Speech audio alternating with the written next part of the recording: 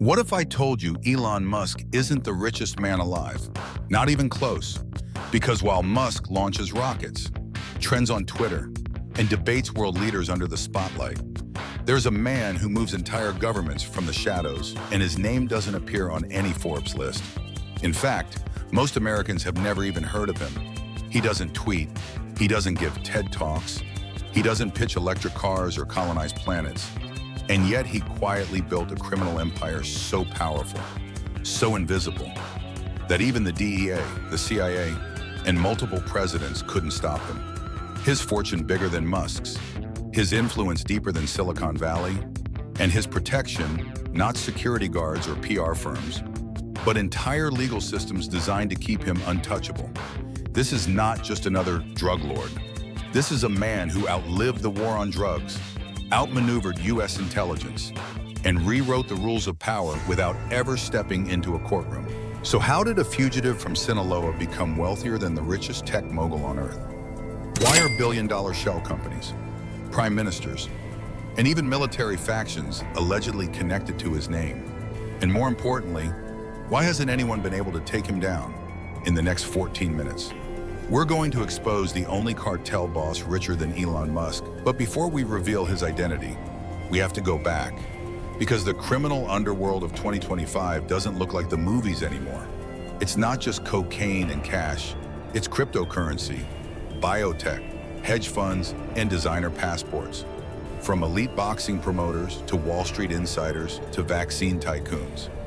These modern cartel bosses hide in plain sight, and some of them don't even break the law. But the man at the top, he's not hiding, he's ruling from inside the chaos. And the twist at minute 14, it will make you question everything you thought you knew about wealth, crime, and control. 10. Daniel Kinahan, the velvet gloves of crime to the public. Daniel Kinahan is a sports promoter, a sharply dressed Irish businessman who rubs shoulders with world champion boxers, hosts million-dollar fights in Dubai, and closes deals in five-star hotels. But beneath the velvet gloves is something far more dangerous, a multi-billion-dollar criminal empire stretching from Dublin to Dubai, powered by bloodlines, cryptocurrency, and silence. Kinahan didn't just inherit his father's crime network, he globalized it. While Christy Kinahan ran drug routes through Europe, Daniel modernized the game. He cloaked the violence under the glitter of professional sports. Sponsorships became money laundering tools. Boxing matches became international passport stamps. And his headquarters, a luxury skyscraper in Dubai guarded by ex-special forces, insulated by diplomatic red tape, and more camera-proof than a royal palace. It's not just muscle, it's strategy. He uses shell companies, crypto wallets, and sports agencies to move money faster than any law enforcement can trace, sanctioned by both the U.S. and UK. With a $5 million bounty on his head since 2022, Kinahan still moves through elite circles like a VIP ghost. And here's the real twist.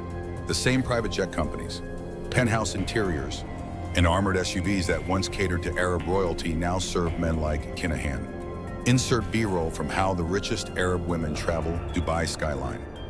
Private jet tarmac, luxury hotel interiors. Because in today's world, luxury isn't just wealth, it's camouflage. And Daniel Kinahan has mastered it.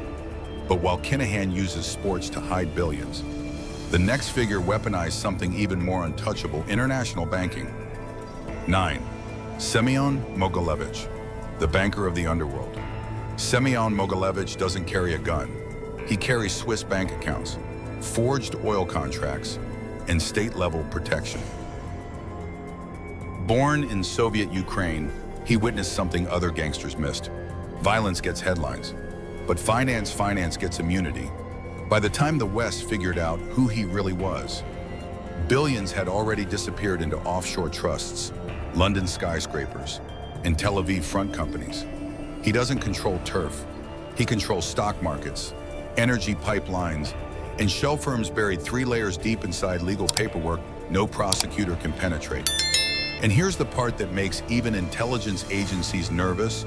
Mogilevich allegedly ran operations that overlapped with CIA-linked entities during the Cold War. Try taking him to court, and you risk exposing national secrets. Interpol wants him. The FBI added him to their top 10 most wanted, but in Russia he lives openly in Moscow, protected not by bodyguards, but by geopolitics. He doesn't launder money through briefcases in the night.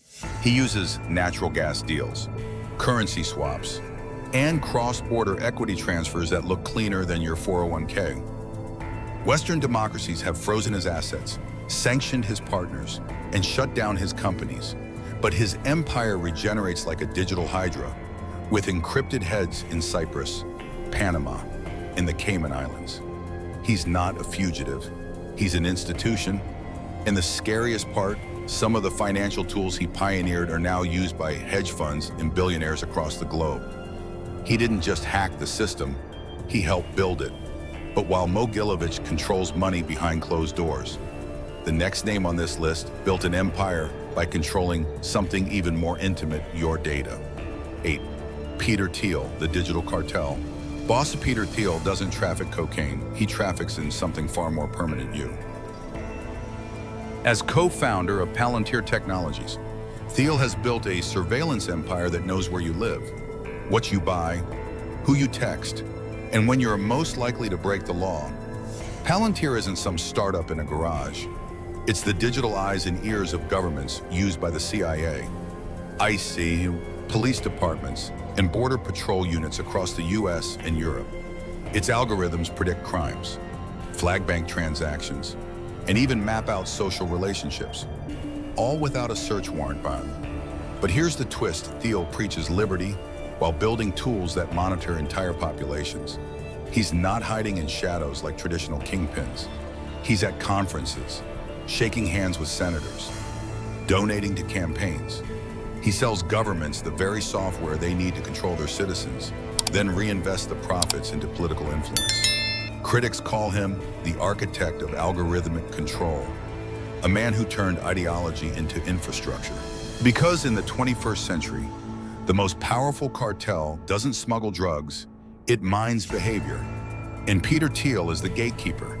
But while Thiel codes his way to control, the next group did something darker. They bought silence through blackmail, and their empire didn't collapse when its king died. 7. Epstein's remaining financiers, the silent cartel. Jeffrey Epstein is dead, but the machine he built still alive, still protected, still disgustingly rich. While headlines obsessed over sex crimes and conspiracy theories, the real secret was buried deeper by the financiers, royalty, billionaires, Ivy League scientists, big tech elites. They weren't just Epstein's friends, they were stakeholders. His fortune didn't come from hedge fund genius. It came from access to blackmail material. Offshore accounts, Caribbean trusts, and silent equity in elite institutions. The surveillance archive still sealed. The little black book still classified. The key witnesses silenced by settlements or mysteriously vanished, even after his arrest. The empire kept running through art foundations, biotech labs, academic grants, and anonymous shell companies. Billions are still missing, but no one's been indicted, no one's even asked the right questions.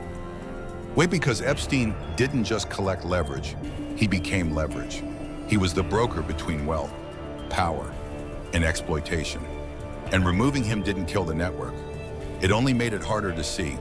This isn't a cartel of guns, it's a cartel of silence, sustained by universities, media outlets, and diplomatic immunity. And until someone opens the vault, the most dangerous cartel in America will never face a courtroom. But while Epstein's empire thrives on secrecy, the next dynasty doesn't hide at all. They are the system. 6. The Rothschild heirs, the dynasty that never dies. They don't throw parties, they don't post on Instagram. You won't find them flaunting yachts or building rocket ships. But behind closed doors, the Rothschild heirs move more money and influence, more governments than most elected leaders ever will. Originating in 18th century Europe, the Rothschild banking dynasty didn't just fund wars and underwrite empires, they designed the financial scaffolding of the modern West. Today, their descendants don't operate storefront banks. They move through energy conglomerates, defense contracts, and sovereign debt markets. Their names rarely appear in headlines. Their investments are layered in offshore trusts, shell firms, and multi-jurisdictional tax shields stretching from Geneva to the Caymans. Critics accuse them of influencing central banks, coordinating market crashes, and shaping global currency policy, all from boardrooms the public will never see. And here's the key difference. Their power isn't enforced by bullets. It's enforced by design. No bodyguards, no shootouts. No PR firms spinning scandals, just institutions programmed to protect them. Because when your wealth lasts for centuries, so does your immunity. Try to expose them, and you're labeled a conspiracy theorist. Try to trace the money, and you'll hit a firewall of legal opacity.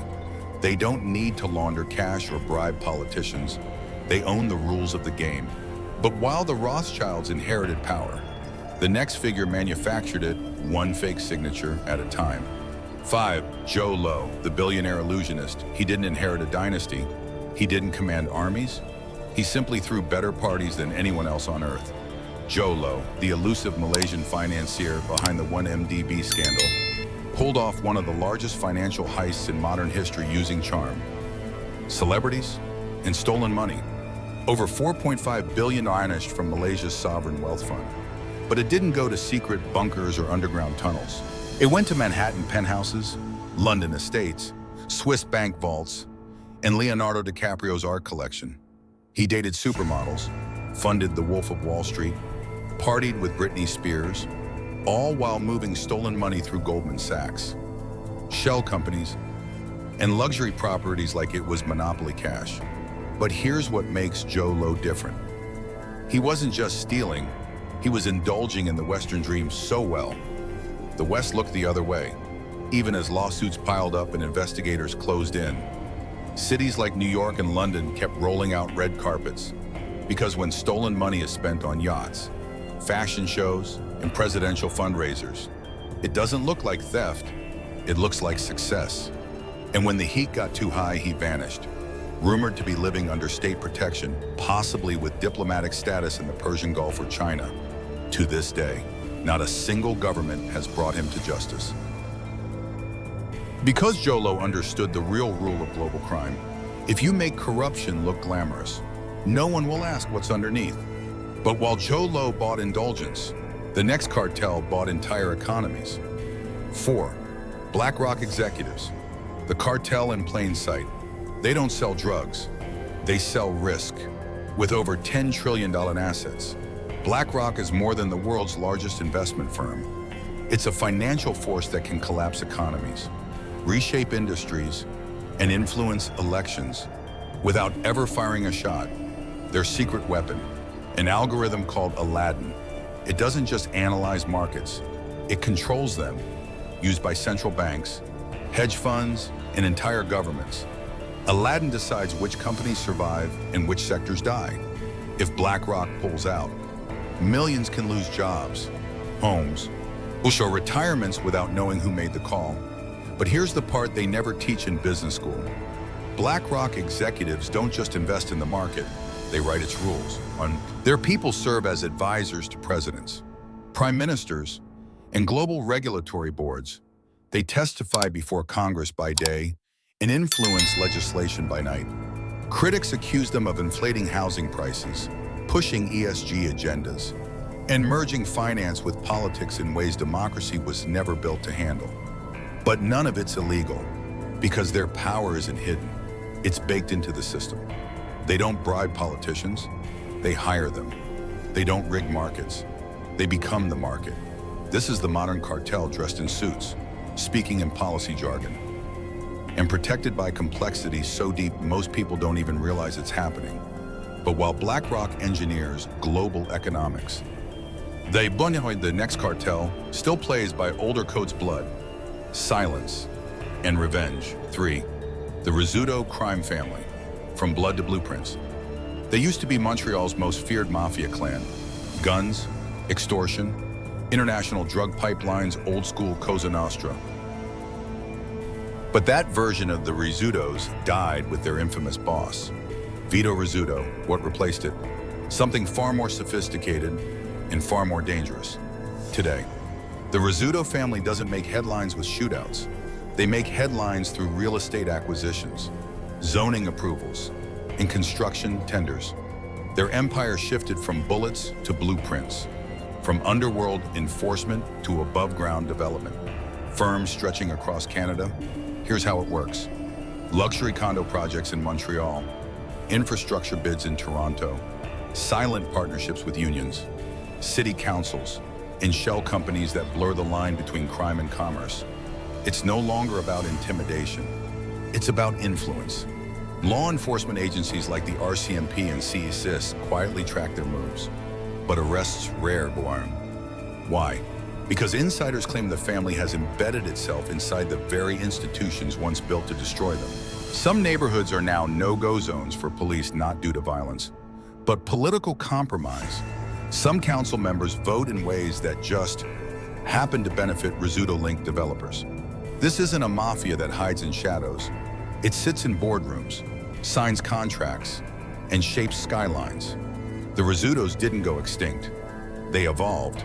And if you think real estate is the end of the story, the next cartel proves you can turn molecules into billions and bury the bodies in bureaucracy. 2. Pfizer and Moderna executives, the legalized cartel. They don't smuggle drugs, they patent them. During the global chaos of COVID-19, executives at Pfizer and Moderna made more money in 1 year than most drug lords make in a lifetime.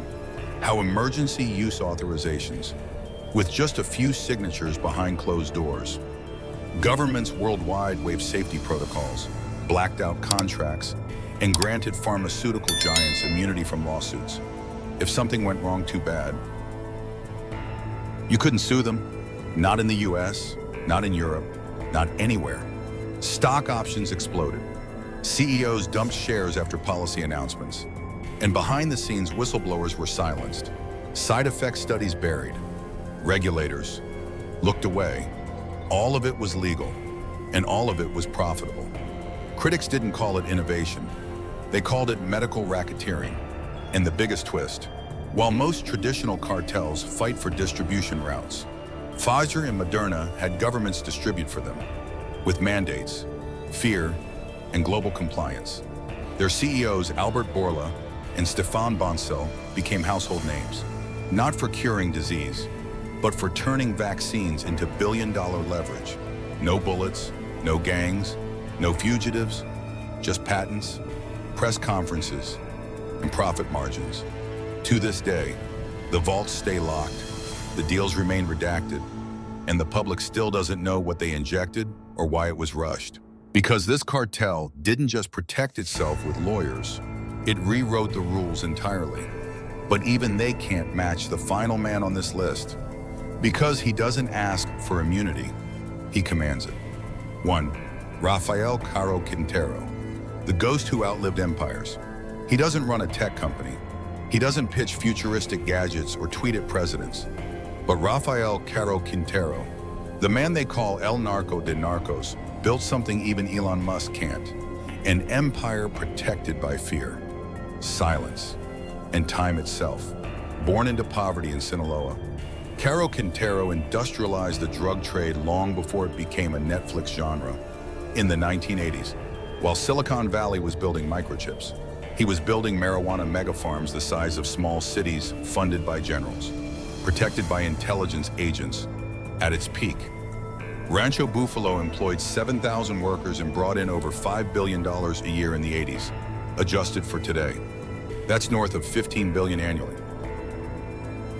But what makes him untouchable isn't just the money, it's what happened after. In 1985, DEA agent Enrique Kiki Camarena was kidnapped, tortured, and murdered. U.S. authorities pointed straight to Caro Quintero. He was arrested, convicted, sentenced. End of story. Not even close. In 2013, a Mexican judge quietly released him on a technicality. The DEA was blindsided. By the time they reacted, Caro Quintero had vanished again. For the next 9 years, he was the FBI's most wanted fugitive. with a $20 million bounty on his head. Still, no one found him. Why? Because some say he never left, that he moved freely between protected zones, brokered deals with officials, and watched presidents come and go like chess pieces. His wealth diversified into real estate, agriculture, and mining hidden behind shell companies immune to investigation. Even after his 2022 recapture, Mexican judges blocked extradition. U.S. agents died during the arrest operation. Coincidence or a message? Because Rafael Caro Quintero doesn't just survive, he outlasts. So why is Rafael Caro Quintero the only cartel boss richer than Elon Musk? It's not just about money. It's about something more permanent. Power without accountability. Wealth without exposure. Control without consequence. While Musk answers to shareholders, regulators, and a 24/7 media cycle, Caro Quintero answers to no one. Musk tweets. Quintero disappears. Musk pitches futures. Quintero rewrites the past and survives it. Because true wealth isn't loud, it's untouchable. Caro Quintero doesn't chase influence. He is the influence. He doesn't need a space program. He already owns the ground people die over. He doesn't innovate AI. He manipulates real intelligence on both sides of the border. He doesn't ask for legal protection. He writes the loopholes that make it unnecessary. In a world where billionaires are scrutinized, litigated, and canceled, Caro Quintero rules in silence. He outlived wars, presidents, and revolutions. And the scariest part, he may not be done. What do you think is Quintero a relic of the past, or a blueprint for the future? And who should we expose next? Tell us below.